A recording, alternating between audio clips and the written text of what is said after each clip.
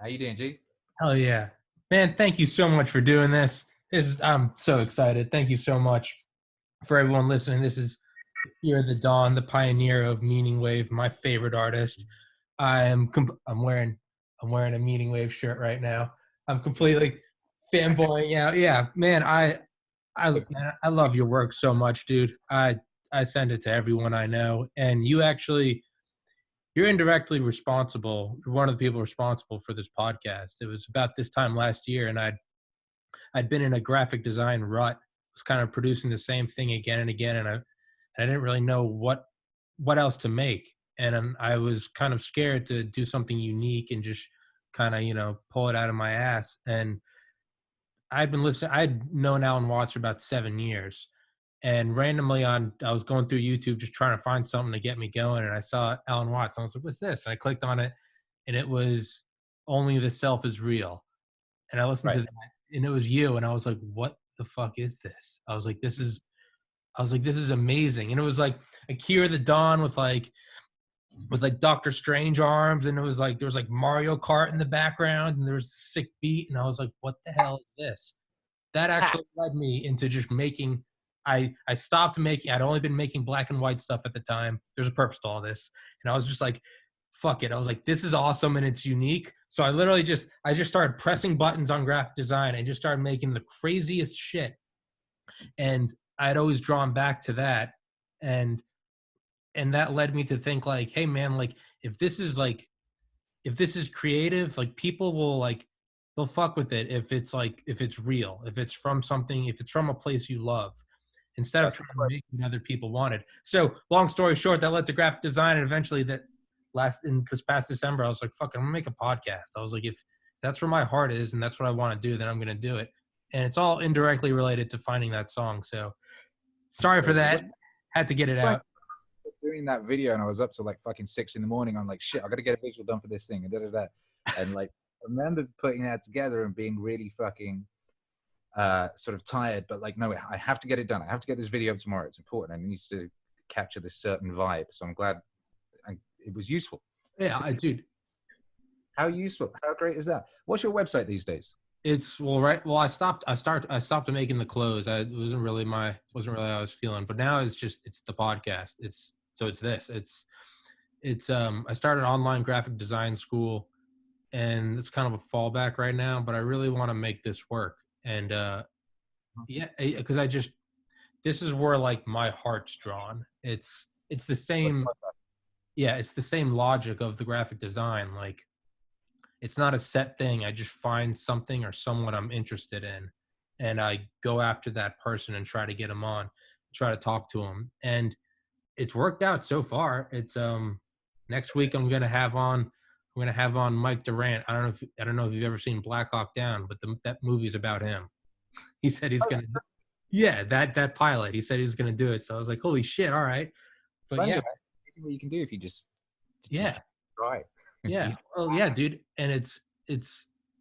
I mean, I know I'm sitting here kissing your ass, but dude, it's largely responsible to you, man. Like, listening to Jocko or Goggins. Through you, I discovered Goggins. I had heard of him before, but I was like, man, I don't really want to listen. Like, I don't know. I was like, if anyone's crazier than Jocko, I don't know if I can handle it. And, I was just like, because I'd heard people say like Jocko's intense. Jocko's, discipline equals freedom. But they're like, man, Goggins is like the fucked up stepbrother. Yeah. What? Is a cuddly teddy bear compared to Goggins. Yeah, I know. And I'd seen his Rogan putt, and I was like, it's just one of those things where I was like, I don't know.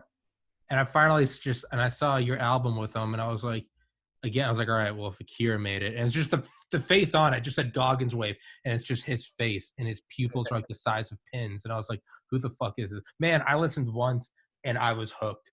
And yeah, man, but that's really helped me. Again, your Goggins Wave, your Jocko Wave, those have really helped me on days I really don't fucking want to do something. I'll listen to those, and I'm just like, I can fucking do it. And I haven't shut the fuck up. I need to let you talk. But yeah, man, I love, dude, Campbell Wave. I just started listening to that. I absolutely love it. But yeah, how about you introduce yourself instead of me just ranting for 5 minutes? You did a great job. I didn't need to say shit. You did a great job. And yeah, and yeah, I meant to talk to you, but yeah, thanks for the that epic wave jumper you made. The what? I wear that wave jumper. Oh yeah, that sweatshirt. Oh yeah. Oh yeah, man. Before Yeah. I before I shut it down, I remember the last thing I made was because I remember watching one of your Instagram stories and you were like, Hercules loves good. He's always like, good, it's good. And I made this, but I forgot to send it to you. But it's Jocko like the Matrix, Oh, that's sick. and it's got you. But if you zoom in on the letters, it's the lyrics to your song That's as, fucking epic. as the digital rain. Yeah, I made it for Hercules, and I forgot to send it to you. I'm afraid to send it now because coronavirus, and I don't want to fucking kill him. But so I'll hold off on that. But but yeah, dude, it's there. I saw someone comment on one of the videos the other day, and it was the perfect. I think it was for Aurelius, and it was just there's nothing else like this on the internet, and that's really the only way I can describe you to people when I send your shit to them. I'm just like, I promise you, like there's not you haven't seen anything like this. It's yeah. I'm sorry, I'm fanboying. No, it's good. It's, well, it's a beautiful thing to do something and it be useful in lives, in real lives, and actually work. Because I made all this stuff deliberately with the aim of working, and so then when it works, that's great. Fuck yeah. You're out there like building swords, and then people are going into battle, and you can't chop a fucking head off with it. You're like, oh. Yeah. Yeah. When you're getting reports back that the decapitations are just like plentiful, And beautiful. Yeah. exactly. Planting gardens with the blood of the enemies. Yeah, that's what it is, man. It's I gotta ask, man. I think I think I'm like a pretty driven person. I got into medical school out of college in 2013. I put my mind to something, I can do it. I don't. I cannot wrap my head around how much you produce and how often you produce. Like what is behind that? What is behind the hyper productivity? Well, I mean, I've always been that way, but I've been very, very specific and deliberate about it for the past 2 years. Well, I've been decided to go all in on doing meaning wave and maximizing usefulness and all that. You know what I mean? Yeah. And it's one of those things that once you're doing it and paying attention to it and paying attention to your processes and refining them continuously and shit of that nature, then you can keep ramping it up and ramping it up and ramping it up, and then you just notice most of us just waste loads of time. Yeah. Most of us aren't very focused. Most of us are flailing around in the void. That's just most of us. And I was someone who knew what he wanted to do from very early. My earliest memory is as early as I can remember, I knew what I wanted to do. But even with that incredible sort of gift of being 7 years old and knowing what you want to do, I kind of essentially flailed around in the void in an unfocused fashion for decades until I heard James Altucher say quadruple down on what's working, and look at what was working, and then it was that, and then it was a combination of having a kid and a combination, because I just always previously I'd had there's this myth amongst creative types that follow your muse or whatever it is, but people get it all messed up. So it's like people translate that as just do whatever interests you at that moment. And you can end up just flitting from one thing to another, to another, to another. And you never do one. If you're doing that, you never do one thing properly. It means you're not being very useful, And I was doing that for years. Oh, I have this great idea, this great idea, this great idea. And so I was decades ahead of my time in lots of stuff. I did lots of stuff decades before it became fashionable or decades before it became cool. Lots of things, but I never did anything for long enough for it to be as powerful as it should have been. Okay. I decided to go all in on meaning wave and maximize usefulness and go all in on hyper productivity. And so that's how now we're in the situation where I release 2 albums a month and a mix every day and a podcast every day and a video every day and all this type of stuff. Jesus. Yeah, man. feel like I'm pretty sure it's like we've barely scratched the surface of the potential. Of the, I do believe that. It's your channel is one of the congratulations by the way on 50K. You're at 51 now? 50. yeah, they 1,000 off me this month as well. What do you what? They cut 1,000 subs this month. They had their little tears where they just like chop a bunch of people off. Really? They cut 1,000 subs this month, and then we're still back on 51 just now. So fuck yeah, yeah, man. It's whatever that. Yeah, quadruple down on. Yeah, that's find what's working and quadruple down. You know, go all in. Yeah, go all in. Yeah. Like, what would you like if you stop wasting time? Yeah, what would you be like? What would you be like? But it's true. It's the the 5 minutes a day, 10 minutes a day. That's 70 minutes a week. That you go on and on and on. Well, that's one thing because I always in the afternoons. I did it when I was pre-med as well. I love playing video games in the afternoon. It's just how I decompress my brain. Just Cause, Grand Theft Auto, Red Dead. But I was like, how many hours a week am I putting towards this? And finally got to a point where I was playing the Grand Theft Auto 5 campaign for like the 600th time. And I was able to like quote like the dialogue like hours in. And I was like, if I had taken the amount of time to do this, I would have mastered something. So something I finally started doing was a couple months ago, and probably 2020 as a whole, I mute the games when I play now, and I just listen to audiobooks and get like a base under. And it only works with the game you've played a lot of times because you can't be trying to. I was doing that with Red Dead Online. You've been doing that with Red Dead? What's that? You said you've been doing that with Red Dead? When I was, back out in the world, when there was a world, when I got back from DJing, I would put on Red Dead and go hunting, and I would put on an audiobook or a podcast. Yeah. So you're coming in, but then you're still kind of chilling a bit and sort of decompressing, doing the crazy jumping up and down in a room full of lunatics for 4 hours. Yeah. But since this whole, quarantine thing or whatever, I haven't touched a video game. Yeah. To help Hercules fight Spider Lady in Undertale. Which was stuck on. There's no Spider Lady. She's just too fucking. But yeah, I wanted to say that that Jordan Peterson song helped me because I was like, what if I just listen to, not even all of it. Like it's okay to live a little. Like I don't need to listen to an audiobook the whole time I play.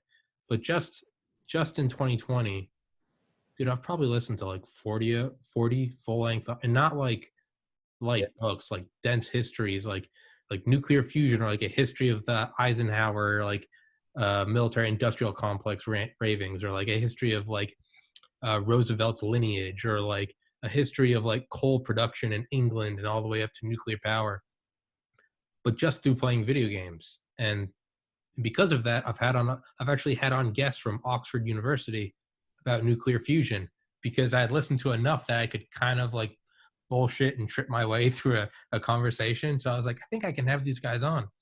But yeah, man, that's what's helped me enormously. So I want, because I remember when I first found your Alan Watts wave, I commented, I was like, please do Bill Hicks, and you like linked me right back with like the bare necessities, and I was like, okay, holy fuck. But my guy, I got, I was writing papers on him in school when I was 14 and getting in trouble. Bill Hicks. Yeah, I did an English assignment on his stance on. He was pro smoking. Yeah. He was like, this is constitutional violation, that nature, and I was like, yeah, I agree with this. And then my teacher was like, no, you're wrong. Get out of the class. Yeah, I fucking love that. He's like, do you know what? All that when you go up to heaven, you see, you get to the gate, and it's all that clouds. St. Peter comes out and he's smoking a stove, and he's like, yeah, you see all these clouds? That's cigarette smoke. So you can smoke up here? That's why it's heaven.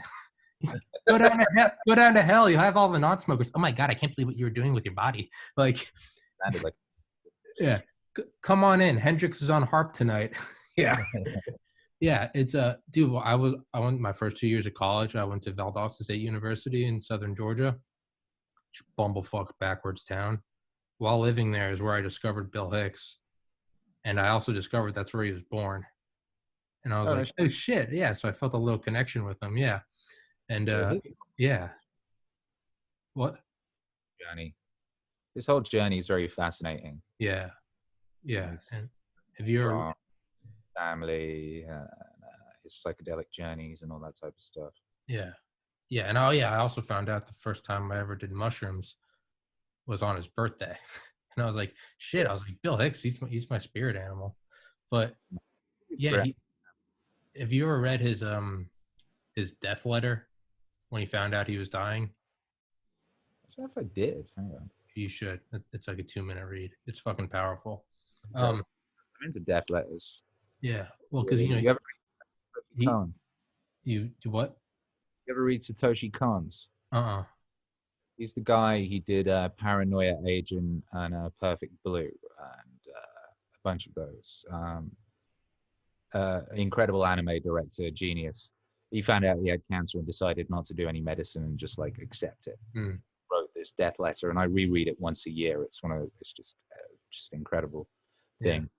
It's an incredible. You know, the Stoics are always like, you know, consider death, consider skulls, and things of that nature. Yeah.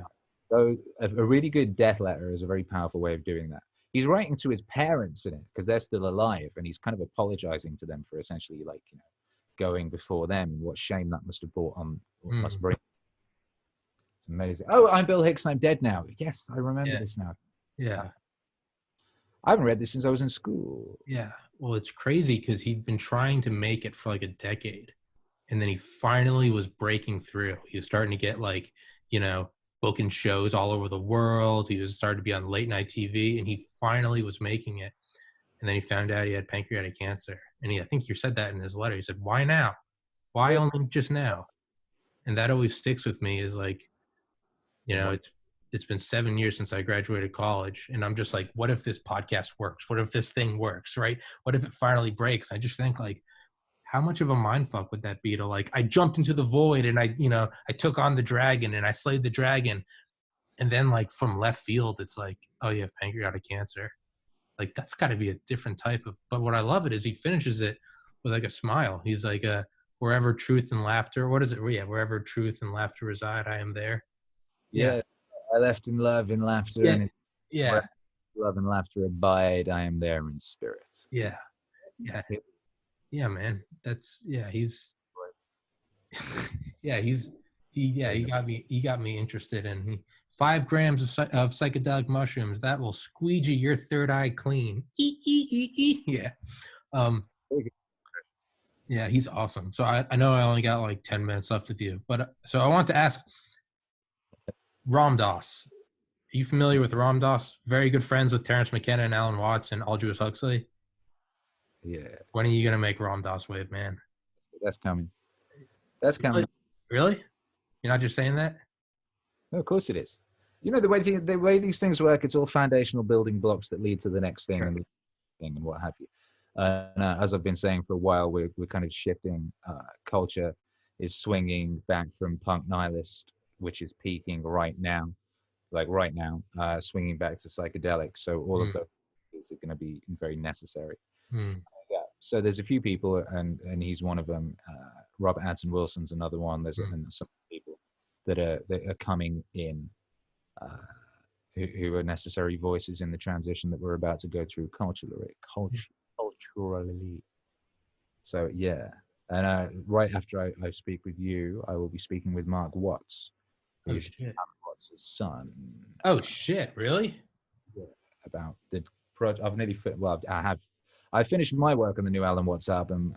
My boy is mastering it currently, and another of my boys is illustrating the art for it. So we'll be talking about that whole thing, and I'm helping them out with some stuff on their side.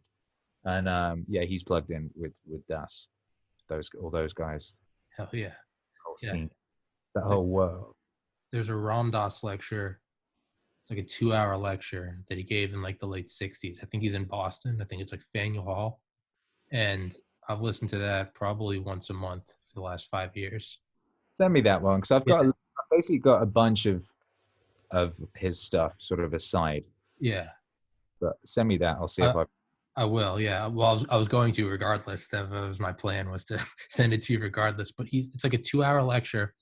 I've read all of his books. I've listened to probably hundreds of hours of different interviews with him. But there's one lecture. It's like when you find a good live version of a song, and it just sticks with you. It's like King Without a Crown by Modest Yahoo. Everyone knows the live at Stubbs version. Like, it came out when I was in high school. With Yeah. Ram Dass, there's this one lecture, and there's just like a certain, I don't know, you listen to it, it's one of those things where it just brings you there. And he starts with this whole story of, getting his PhD out of fear. He's like, I had the motorcycle and the money. He's like, but every night I would sit in my bathtub, and I knew when I didn't have someone's eyes to look into to tell me how great I was, it wasn't enough. And I used to listen to that in college, and dude, it used to eat at my soul, because I was like getting ready to be a doctor, and I was like, deep down inside, it was like, you're not happy. You're not. I was like, fuck. But I listened to his whole crazy, I don't want to, it's a 2-hour lecture, and there's a certain magic about it. But whenever I listen to it, I'm just like, fuck, like, I want more people to listen to this, but who's going to listen to a 2-hour lecture? And then it always dawns on me, I'm like, Akira needs to make a fucking album about it, dude. It is like an album ready to go. Like, it almost is. Like, it's a softball down the center. You can hit it out of the park. Yeah, the best. There's Alan Watts. It's a certain school of people. I think it was something to do with the time they were all hanging out together. Alan Watts is like that. Like, one Alan Watts lecture is an album, basically. You don't really have to change. I don't have to rearrange the order of things. He speaks in like 3, 4, 5 minute segments. Yeah. He talks in songs, and then they all interlink. Yeah. Joseph is the same thing. You listen to a Joseph Campbell lecture, it's basically broken down into 3, 4, 5 minute sections that make an overarching whole. I don't know if this is something these guys were trained in. I don't know if it's something that they intuited. I don't know if it's something that people used to do, like pastors do it as well, but it's like, the modern talkers don't do it as much at all. Even someone like Peterson, you're going to be drawing things from a bunch of sources to create that kind of a whole. Yeah. It's not quite as concise, or it's more detailed, perhaps. Say his biblical lectures, that's like a 3-long thing. You're not going to distill that into an hour. And he's talking about big topics, Yeah. Those guys, those 60s, 70s guys, 50s, 60s, 70s period, they were talking in albums for whatever reason. It's probably because there was no YouTube and Instagram. I'm not even trying to do some like, boomer, like, oh, kids and their technology. But I mean, when they're like, who is it? Jason Silva said, he was like, attention span is the new crude oil, in terms of like, it's the most valuable resources, because when you're scrolling through your phone, like, you get like a quarter of a millisecond tops on people's screen. You got to grab their attention right there. Vine, 10 seconds, anything more than that we can't watch. There and listen to Joe Rogan for 3.5 hours. Yeah. So it's like, you have to get the attention, but then when you've got it, people have got it. Yeah. I know. I almost think it was probably something like that. Like, they spoke in these bite-sized sections, because if you listen to the lectures, I think it's church related. I think it probably comes from that. Yeah. But then also a case that these guys were lecturers. They were educators of young people. So that would have been really baked into it as well. Yeah. I don't know. I think it was also probably just the 60s were a different fucking time. Yeah, exactly. It was a different species. People were different species. Ram Dass is sitting out there with his beard and his like gown, and be like, God said not to like have no other God before me. And he's like, and we're giving this lecture in a hall dedicated to the rational mind. So he said not to do it, and we did it anyway. And he's, yeah. Alan Watts is always about, church. And I don't know, I can't help but think that everyone there, they're probably on acid. They're probably, I would imagine the vast majority of his audience was. But yeah, I don't know, knowing Ram Dass and Alan Watts and how just like naturally psychedelic they are, I could almost imagine them like speaking in like bits like this. I don't know. Someone like Ram Dass would, he'd probably like Terrence McKenna. They'd probably be like, in 50 years, they're going to have technology to share this. I don't know. I'm just thinking that they're, tripping dick and looking through time, and like, we need to put it in blocks, because one day there's going to be a DJ and he's gonna, You ever see that thing where Jim Morrison predicts the DJ? No, really? It's on my list. I've got so many things I have to do, but damn it. Jim Morrison, he said in 1969 that he sees a future when you don't need rock bands anymore. What he says is, might rely heavily on electronics, tapes. I can kind of envisage one person with a lot of machines, tapes and electronics, set up singing or speaking and using machines. Dude, Morrison in 1999.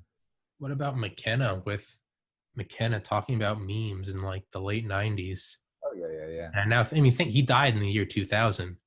But if you didn't know that and you just listened to him, you'd think it was today, because he's like, there are memes in which we predispose, his eloquent way of talking. It's like we put our ideas and they transfer vertically and horizontally. But I think like it's true. I mean, Facebook, you see them, they're pixelated, but it goes Facebook to Reddit to Instagram to Twitter, and it's always flipping around. He's like, but it's a Trojan horse in which we convey our ideas in ways that words can't. And it's like, dude, that was what he was doing, is talking about memes.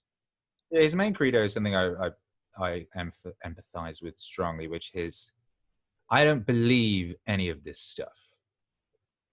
I entertain ideas.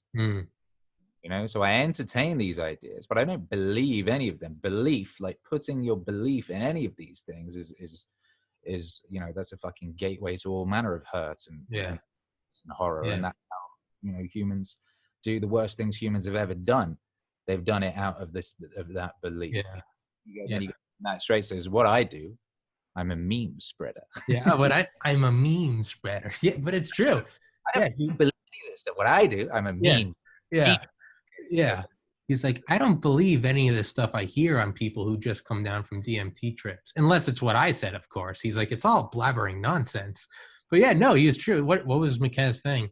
It was, there's like disregard beliefs, don't consume culture, be here. He had some term for it. It was like the felt presence of the after now. But he was like, don't look at culture. He was like, your laughs that you're doing right now, he's like, stick with that. He's like, your fashion, he's like, don't consume it. Just create it all, novelty. Yeah. John Vivaki's talking about this stuff now. John Vivaki, which I was just looking at him talking about something about just now. And I'm talking with him about doing something. He's got this whole thing of like, just fucking steal the culture. Stop letting them create the culture and dictate the culture. This is an opportunity right now. All this stuff that's going on, this is the opportunity to steal the culture and hijack the culture from that have been doing awful shit with it. And that's what Christianity was. That's what Stoicism was. Both those things were examples of people of their time who were paying attention, hijacking and stealing the culture away from the evil swine that had been running it around prior to that. And we're at one of those junctures in the history of the species where we have an opportunity now to hijack the culture away from the swine who have been running it into the filth and the dirt. Make it somewhat glorious. Yeah. All right. Yeah, I know it's 5:30. I know I got to let you go, but I was going to say, sorry I didn't have much time. No, but, dude, you're fine. Well, I was going to say one thing real quick. You just made me think. It's almost like with coronavirus, it's almost like every household is now turning into the Galapagos Islands, where it's isolated from everything else. So the genes are drifting in weird directions. Now that we're not in this, the sleep, the car, work, come home, car, work, everyone's in this weird shakeup. It's like little weird, my dad's working from home, and it's like, so we're developing little weird habits. It's almost like everyone's going through genetic drift. Like we're coming up with our own weird memes, and it's, no one saw it.